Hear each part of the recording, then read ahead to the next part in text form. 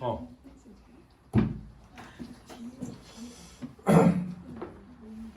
학원이 이제 수학의 기술 3층으로 7월부터 이전 수업을 할 거예요.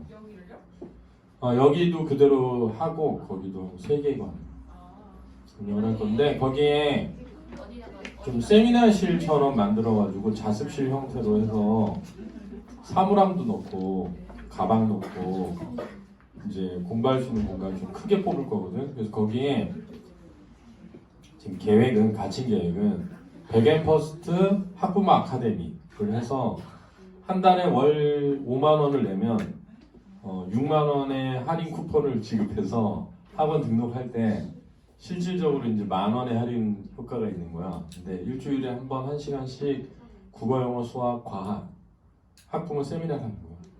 그래가지고 뭐 국어 영역이라는 게 어떻게 되어 있고 어떤 식의 수업을 해도 그런 거랑 뭐 미래 4차 산업 사회에 우리가 가야 할 방향 이런 것들을 같이 책도 읽고 부모님들하고 토론하고 하는 소사이어티를 해보려고 선생님이 지금 생각 중이다. 그래서 그것을 할 공간을 좀 만들고 교무실 좀 만들고 상관의 원장님을 모셔올 거예요. 그래서 어디냐면은 그 수영장 있는 데인데 어린이 수영장 지하에 옛날에 현대자동차 한 우리 본원 바로 종로원 알아?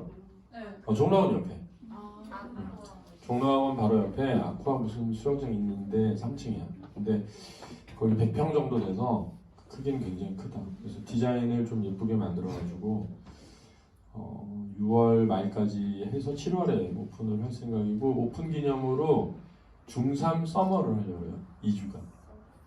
중3 서머 하면서 과탐 홍인왕 선생님이라고 메가에서 선생님이 과탐했던 선생님인데 모셔가지고 물리 고등 물리를 중3 여름방학 때 끝내는 거를 배경에서 2주간 한 4번씩 수업에서 8번 수업해서 물리를 좀 심화해서 할 생각이고 전에 말했던 것처럼 이제 오늘하고 내일 중으로 수학선생님이 오실지 안 오실지 결정하면은 수학선생님도 또 강화될 것 같고 그래서 학원을 좀 키우려고 합니다. 그래서 전에 얘기했던 것처럼 빨리 80억을 벌어서 우리나라를 떠야죠. 싫어요 우리나라가. 자, 우리 동네 김씨 사실 우리 동네 황씨도 있고요. 그래서 연작 소설이죠. 황씨도 있고 김씨도 있고 이씨도 있어요. 실제로 이씨도 있습니다. 이씨도. 그래서 우리 동네 이씨 저 이씨 아닌데요. 막 이렇게 부정하는 자기 부정하는 집에서 가짜 술 만들고 막 이러다가 그런 내용이 있는데 전부 다 농촌 소설입니다. 우리가 농촌 소설이라고 하게 되면 이런 거 생각해. 이게 뭐지? 뭐에 걸려있지? 도산자에 걸려있죠. 그죠? 도산자. 이해됐지? 도산자의 첫 번째가 무슨 화야? 도시화잖아요. 도시화라고 하는 것과 관련되어 있는 거야. 그러면 이제 간단하게 얘기해볼게. 자, 우리가 농업사회였어. 농업사회. 자, 농업사회에서 공업사회로 전환하게 되는 거거든. 이게 박정희 대통령 때 있었던 일인데 박정희 대통령 때 이때 이제 두 가지 큰 축을 생각해봐야 돼. 하나는 뭐냐면 생산량을 확대하는 거야. 그래야 어떻게 되지? 가격이 하락하지. 그렇지 않냐? 생산량이 확대되면 우리 생산과 수요 공급 규칙에 의해서 가격이 내려가니까 쌀값이 내려가야 공업화 유리해요. 그렇지? 왜냐면 저임금 노동자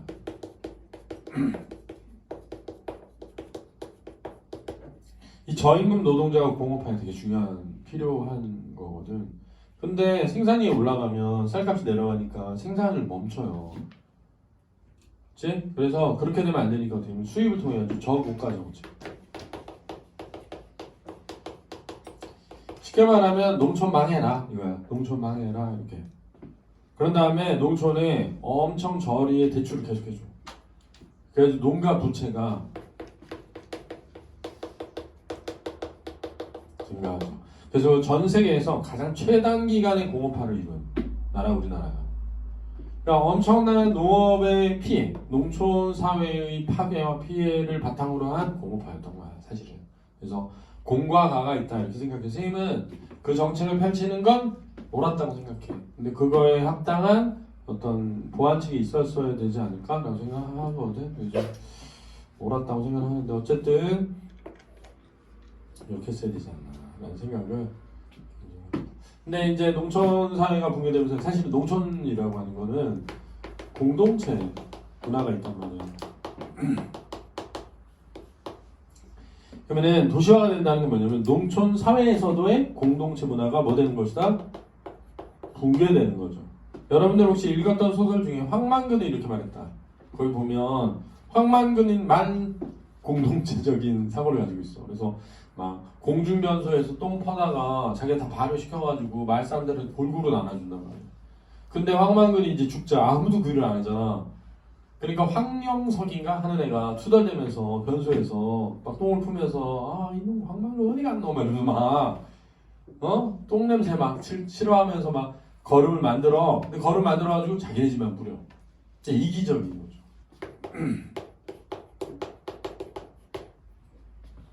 그리고 핵심은 무슨 만능주의?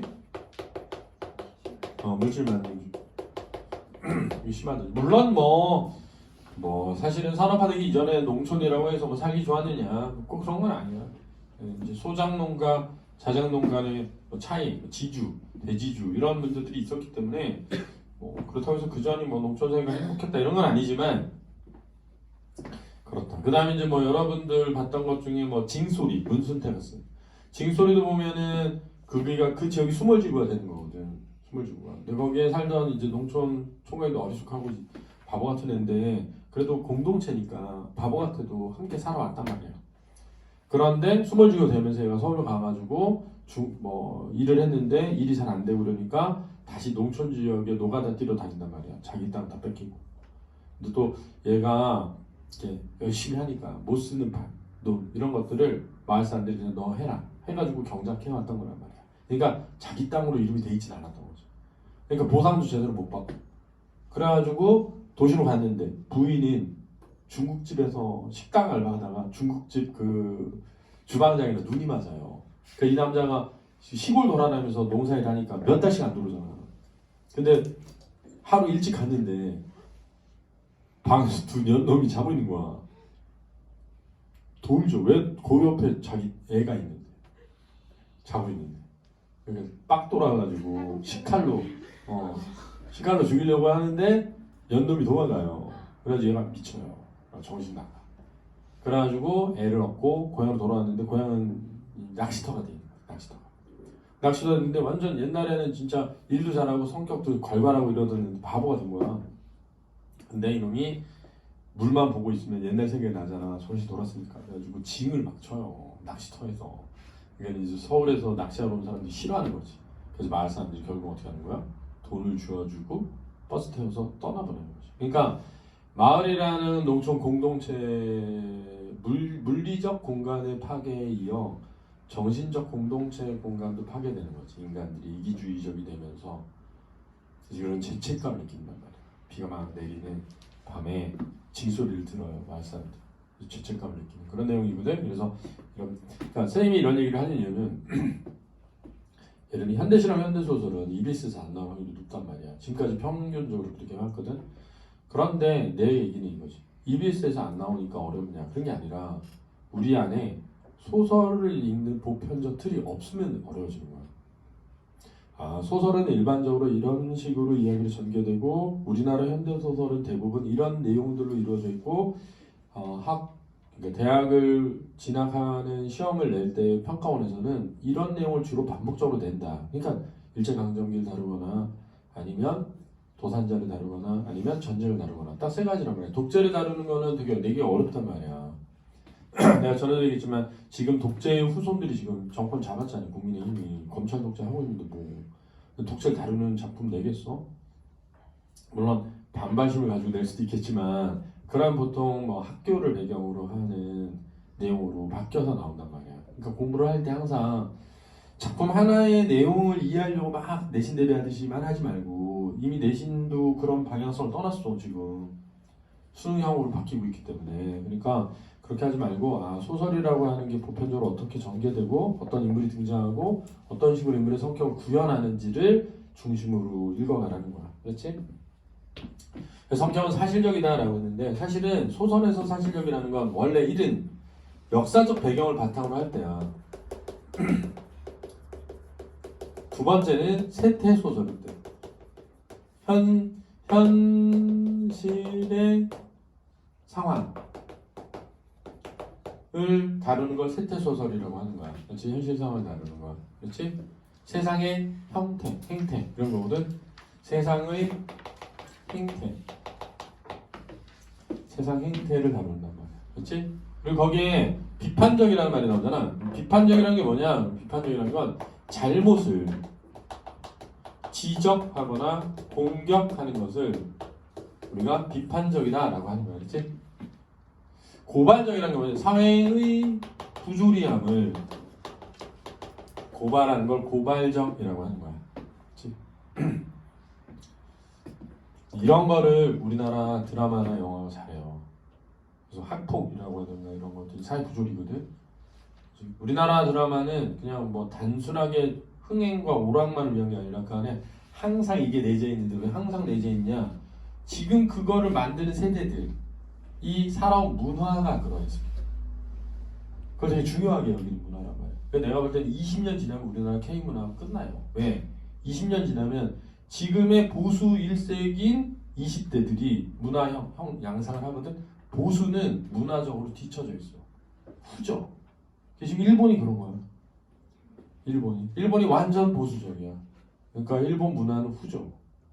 그럴 수밖에 없어. 그러니까 니네가 다시 세대 만들 때 돼야 되는데 지금은 이제 내가 볼 때는 문제가 뭐냐면 뭐 이런 대레고라든가 뭐 외대부고라든가 이런 특목 자사고들이 가진 애들이 많고 돈을 많이 가진 애들이 많다 보니까 보수적이야. 보수적인 목소리가 너무 세. 그러니까 학교 내에서도 정치적인 얘기를 하는 애들 대부분 보수적이야. 센 목소리. 우리 때만 해도 그런 게 없었거든. 그러니까 우리 때 세대들은 대부분 진보적이야. 여러분 부모 세대들이. 내가 막 무슨 뭐 데모는 안 했어도 데모하는 애들을 좋아해줬단 말이야. 지지해주고. 그런 세대들이야. 40, 50대가. 그러니까 그런 세대들이 문화적으로 우월하지. 내가 볼 때는 한 20년 지나면 끝났어. 모르지. 자기들만 모르는 거야. 자기들이 되게 우월한 줄 알아. 자기들이 되게 옳은 줄 알아. 개판이잖아. 술집에서 도열해놓고 악수하고 이런 개판이 일어나고 있는 걸 몰라. 못 느껴. 그러니까 내가 볼 때는 그건 다 자기 탓이야. 그래서 나는 그렇게 생각해. 우리 세대는 우리 세대끼리 그냥 행복하면 돼. 그치? 근데 내가 볼 때는 이 20대 여성들이 진짜 비참해. 그런 인간들하고 같이 한 그룹을 이루어서 살아가야 되니까. 그런 남자들. 그런 보수적인 사고를 가진 남자들. 그러니까는 희망은 여성들에게 있는데 모르겠습니다. 아마 20년 후에 우리나라 K문화가 잘 되면 다 여성들 때문일 거예요. 대부분. 그러니까 어려워. 분위기라는 게 있기 때문에. 분위기라는 게 형성되는 게 되게 어려워. 근데 이런 소설부터 시작해가지고 대부분 우리나라 문화는 이미 그게 갖춰져 있어요. 그래서 외국이 굉장히 거기에 대해서 색다르게 보는 거죠. 그리고 어쨌든 그런 우리 세대들이 쏟은 게 뭐냐면 영화뿐만 아니라 클래식.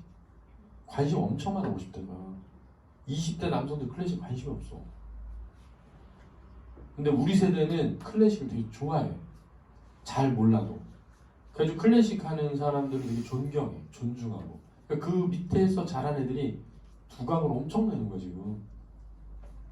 두각을. 니네 임윤찬 미쳤어. 봐봐. 유튜브에서 검색해서 한번 봐봐. 임윤찬이 왜 대단한가. 시간 가는 줄 모르고 본다니까. 진짜 10개의 손가락 하나하나가 다 살아서 연주를. 다 들려. 다. 미쳤지. 미쳤어. 나중에 한번 꼭 봐라. 선생님이 걔가 이거 15살인가에 그 윤희상 국제음악제에서 1등할 때 선생님 아들이랑 같은 학교였거든. 그 우리 아들 학교 갔다가 봤단 말이야. 그 롯데 콘서트에서 학교에서 하는 콘서트에서 걔 피아노 쳤거든.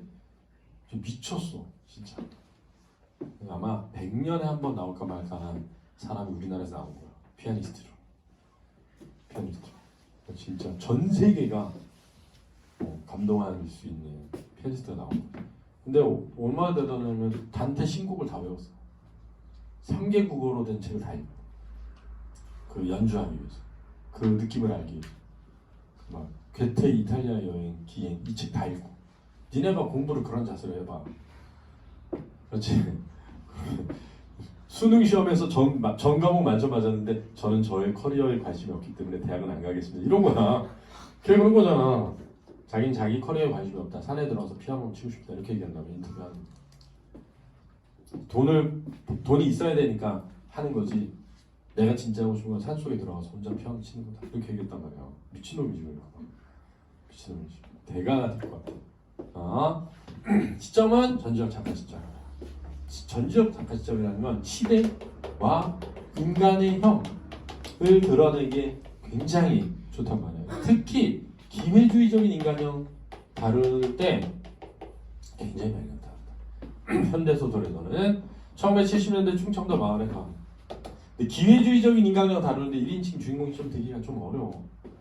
내적 갈등과 독백을 다뤄야 되는데 내적 갈등이 없어. 기회주의적인 인간형은 항상 기회만 보면서 그걸 선택하기 때문에 갈등 자체가 존재를 안 해요. 왜 고민해? 이런단 말이야. 바로바로 선택하지. 그런 이유가 있다. 가물음이나 농민의 애환, 슬픔이죠. 국가 시책에 대한 비판 가르고 있다. 인물에 대한 논평이 소설의 중간에 들어간다는 게 되게 특이하죠. 그렇죠? 이렇게 논평이 들어가게 되면 작가의 개입이 되거든. 그지? 방언을 사용하면 향토적이고 토속적이 된다는 거. 잘 기억해 주시고. 그렇죠? 그래서 뭐 이게 들었지만 여러분들은 행복한 거예요. 왜? 여러분들의 부모님들이 훌륭하기 때문에. 세대적으로. 왜? 대부분 독재 치하에서 독재와 싸우면서 성인이 되신 분들이에요. 독재라는 것 자체는 부정적인데 독재라는 환경에서 자라온 여러분들의 부모님 세대들의 정신세계는 굉장히 긍정적인 거죠.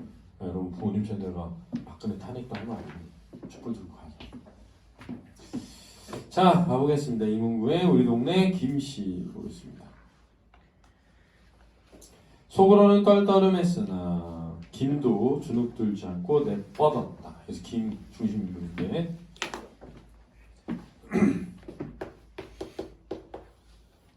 우리가 일반적으로 이렇게 성만 드러나잖아. 성. 그러면 누구나 될 수 있다는 거야. 지금 이게 보편성 어떻게 되는 거지? 그치? 또 하나는 익명성을 드러낼 때도 사용된다. 소설 작품을 읽는데 니네가 성만 제시되고 이름이 없어. 그러면은 어떤 현대사회의 익명성 이런 걸 드러내기 위해서 사용할 때도 있고 또 하나는 현대사의 보편성 드러내기 위해서 쓸 때도 있다. 그렇지? 보편적인 걸 이해하고 있어. 가뭄의 물치기는 땅 임자의 도리고 조상의 효도유. 왜 그류? 그랬단 말이야. 가뭄에 물을 대는 것은 땅 임자의 도리다. 땅 주인이 꼭 마땅히 해야 될 일이다. 그렇죠? 조상에게 효도하는 것과 같다. 이런 거예요. 정당한 거다. 왜 그러냐? 중년 사내가 천북면 수리 담당이거나 장승골에 사는 그 비스름한 것이려니 싶어 김은 더욱 뚝심의 기운을 모았다. 개겼다 이거예요. 이건 이제 중년 사내에 대한 김의 추측이고요. 중년 사내가 말했다. 얘는 한전 출장소 직원입니다. 그렇죠? 한국전력 출장소 직원이에요. 지금 이 사람은 전기를 훔쳐 쓴 것에 대해서 김 씨를 뭐하기 위해? 추궁하기 위해서 온 거예요. 왜 그리요? 왜 그러겠구먼. 남의 재산을 불법적으로 쓰고도 가문 핑계만 대면 단중하셔? 다인 줄 아셔? 단중하셔는 다 되는 줄 알아? 이거죠. 이거는 이제 가뭄을 핑계대고 잘못을 정당화하고 있는 김을 비판한 거야. 중년이 대들려는 짓둥이를 하자. 짓둥이 몸짓. 김은 급한 김에 말도 안 되는 대꾸를 했다. 내가 원제 불법적으로 썼슈 물법적으로 썼지. 자, 언어 유희죠. 언어 유희. 그렇죠? 이런 거를 이제 불이라고 하는 말의 불법의 불은 아닐 불인데 불타는 불로 바꾼 거잖니? 이런 거를 동음이유어에 의한 언어 유희라고 하고 대표적인 게 서방인지 남방인지가 있단 말이야. 서방은 원래 남편인데 서쪽이라는 뜻도 있으니까 서방인지 남방인지 이런 게 있단 말이야. 그렇지? 또 언어 유희에는 한 두 가지가 더 있는데 하나는 뭐냐면 유사한 소리를 통한 언어 유희가 있어요. 유사한 소리를 통한 언어 유희. 예를 들면 신 것을 자주 먹어 시건방진 줄 몰라 뭐 이런 거라든가 아니면 뭐 막걸리라더냐 사회주의라더냐 막걸리라더냐. 막걸리는 막시즘을 뜻하는 거거든. 이런 게 있고 그 다음에 어휘를 교체해 가지고 만드는 언어 유희도 있어. 예를 들면 목마른다 물들여라 이런 거. 그렇지? 바람 닫아라 문 들어온다 이런 거. 그러니까 위치를 바꿔가지고 만드는. 그래서 언어 유희에 동음이어에 의한 언어 유희, 유사한 말소리에 의한 언어 유희, 단어 교체에 의한 언어 유희가 있다. 여기서는 지금 동음이어에 의한 언어 유희야. 냉민이 눈에 물을 대는 건 당연히 물법적인 거유. 그러자 말도 안 되는 핑계야. 중년 어이가 없는지 불이 일고 있던 눈을 끄면서 한탄하듯 중얼거렸다. 자, 불이 일고 있던 눈, 화가 난 거예요. 끄면서 자꾸 감았다 떴다 하며 뭘 아는 사람이 돼야 말 같은 소리를 듣지. 내 새끼도 야중에 이런 사람이 될라 미셔서 무서워서 이 노릇 못 집어친다께 이 노릇을 못 집어치운다니까 이런 뜻이죠. 내 새끼도 내 자식도 야중에는 뭐야 나중에 이런 사람이 될까 무서워서 이 노릇을 못 집어치운다니까. 김이 무슨 말인지 미처 못 새기고 있을 때 중년은 하던 말투를 바꾸지 않고 사람이라는 것이 종자를 받으면 쥐딩이에 쳐넣는 것이고 배하는 것부터 우선적으로 가르치는 법이건만 이 친구는 어떻게 컸길래 남의 말에 찌그레기 붙는 것부터 배웠는구. 자, 시비를 붙는 것부터 배웠는가 이거야. 불법적으로 쓰다 들켰으면 사과적으로 나오는 게 아니고 사과부터 하는 게 아니고 뎁스에 큰 소리를 쳐 도리어 큰 소리를 쳐 이거죠. 적반하장이라고 하죠. 적반하장. 방귀 낀 놈이 성낸다고. 나봐 왔다 대고 큰 소리요. 당신 하는 짓이 보통 사건인 줄 알아? 자, 보통 사건인 줄 알아? 이 말이 뭐냐면 큰일이야 이런 거예요. 시대적으로 볼 것 같으면 안보적인 문제인겨. 자, 이 시대가 지금 그죠? 어쨌든 독재나 이런 때니까 뜨거운 국의 맛을 몰라도 한도가 있는 거지. 되지 못하게 왔다 대고 큰 소리요. 큰 소리가. 자, 사실 물론 전기를 몰래 끌어다 썼어. 그러면은 전기가 물면 되지. 무슨 안보까지 들이대. 나라의 안보가 어디 있다고 전기에. 그치? 꼭 항상 이런 식으로 말을 한단 말이야. 마치 철부지 타리들 훨씬 부드러운 음성이었다. 그러나 김은 처음부터 별것이 아닌 줄 알았으므로 기세를 누그러뜨리지 않았다. 더구나 뒤에는 무소리 유손봉이와 장재원이가 자기를 시험하고 있었다. 자, 여기서 체면을 중시하는 김의 태도가 드러난다. 인물의 성격. 남병말이도 마찬가지였다. 나중 동네에 소문날 일을 생각해서라도 그들이 보는 앞에서 공간 한마디에 누져버려 누그러져 그참 허탕이 될 수는 없었던 것이다. 김도 손살을 치며 떠들었다. 나 반유 댁은 어디 기시길래 이런지 몰라도 요란히 과하실 건 없는규. 찬밥 그지는 문전거절을 해보낼 수는 있어도 물 한 바가지 동량을 쫓는 건 풍서 어그러뜨리는 일이유. 그랬단 말이야. 자, 나를 봐라. 너는 어디에 있는 사람이길래 이러는지 몰라도 요란하게 과하게 할 필요는 없는 거다. 찬 밥을 필요로 하는 거지를 문전에서 거절해 보낼 수는 있지만 물 한 바가지 달라고 동냥하는 사람을 쫓는 건 너무한 일이 되는 거다. 이런 거죠. 그죠? 그래서 중약주본의 줄거리 보면 한전 출장소 직원인 중년은 양수기를 돌린다고 전기를 훔쳐 쓴 김을 데려다가 그 사실을 추궁하려고 하고 김이 수로에 물을 댄 것에 잘잘못을 따지려고 서 있었던 유순봉과 장재원은 중년이 김을 데리고 가는 걸 막으려고 하는 신경전을 벌입니다. 그 사이에 어느덧 민방위 교육 시간이 되어 모두들 마을학교 운동장으로 모이게 됩니다. 이게 이제 다툼이 끝나게 되는 계기가 되는 거고요. 지 자신이 교육에 대비하여 학습해둔 게 있는 것도 아니고 해서 배랑 헐 말도 없습니다. 배랑 헐 말도 별로.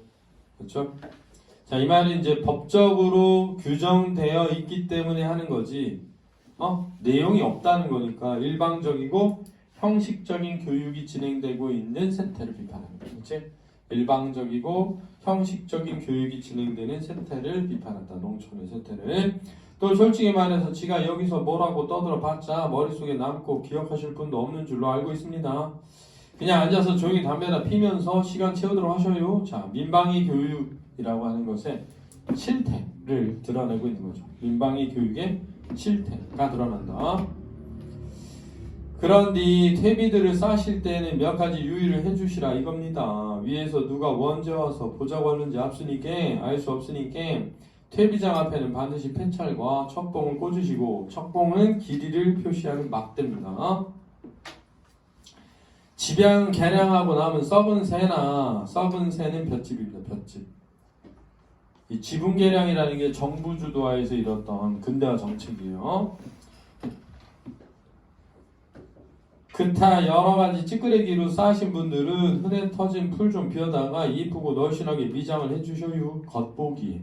그렇죠? 그럴듯하게 만들어 놔달라. 이거야. 정월 보름날 투가리에 뚝배기에 시래기 묻혀 담듯 하지 마시고요. 보기 싫게 하지 말고 드셔야지. 보기 싫. 자, 여기서도 뭐가 드러나냐면 이게 실질적으로 도움이 되어서 하는 것이 아니라 남 보기 좋게만 해놓으라는 거야. 겉모양만. 혼인 때 쓸 두부모처럼 깨끗하게 쌓아주시라 이겁니다. 퇴비가 1헥타당 몇 킬로 이상이라는 것은 잘들 아시고 계실 줄 믿습니다만은 이게 정부가 정해놓은 정책이에요. 아무쪼록 식전에 두짐 저녁 두짐쓱 반드시 비시도록 당부하는 것입니다. 그때 김은 퇴비는 지점을 할수록 걸음이 짙다는 생각을 하고 있었으나, 자, 이게 실제지, 실제. 그렇지? 그걸 뭐라 그래? 무슨 공론이라니?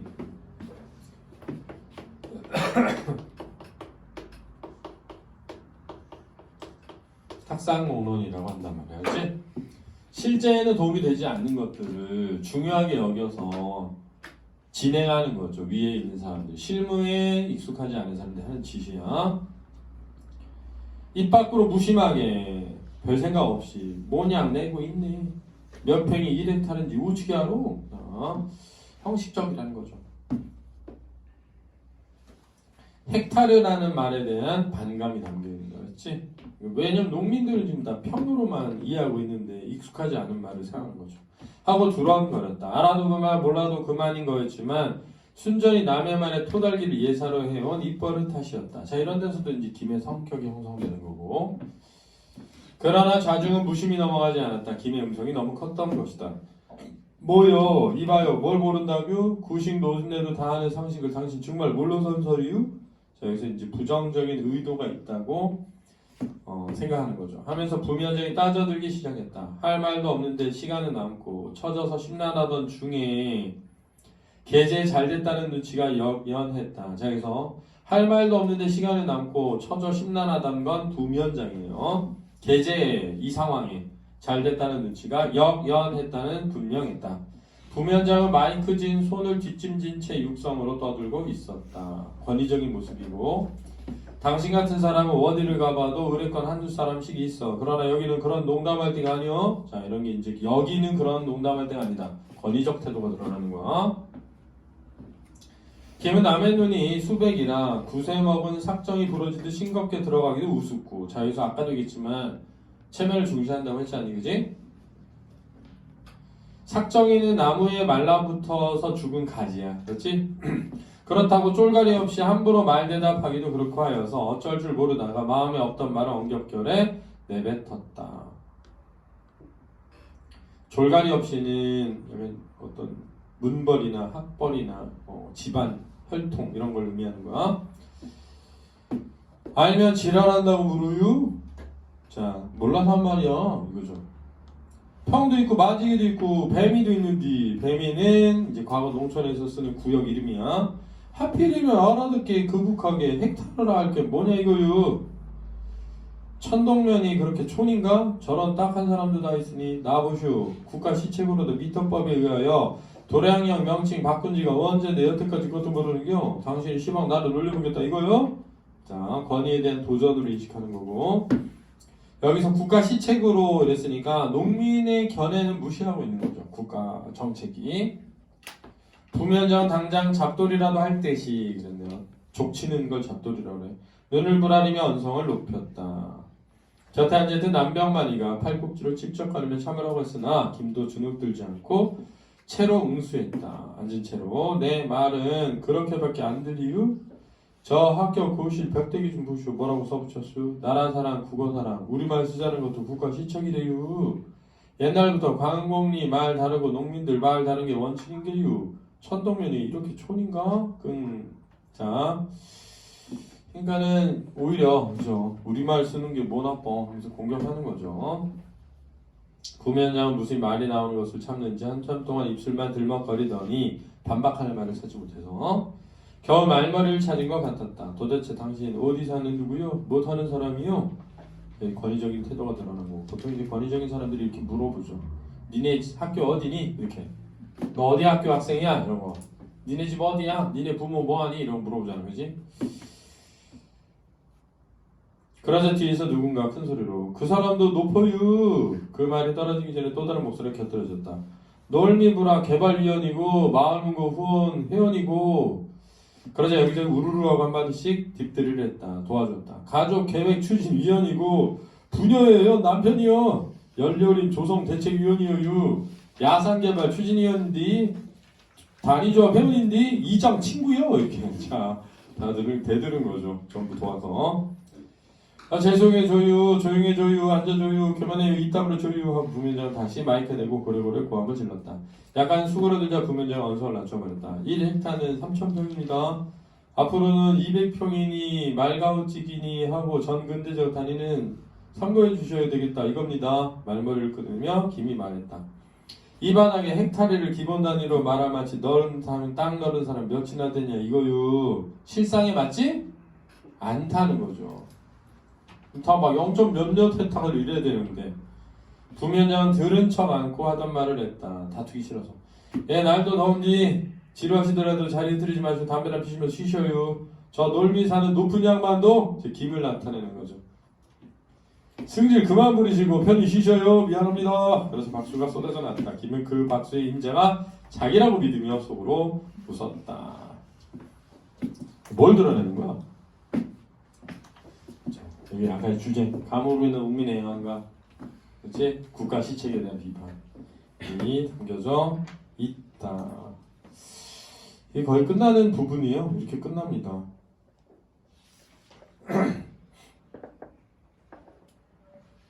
그렇죠? 이게 결말이에요. 알겠죠? 자, 수고했습니다. 비문학 지금 몇 시야?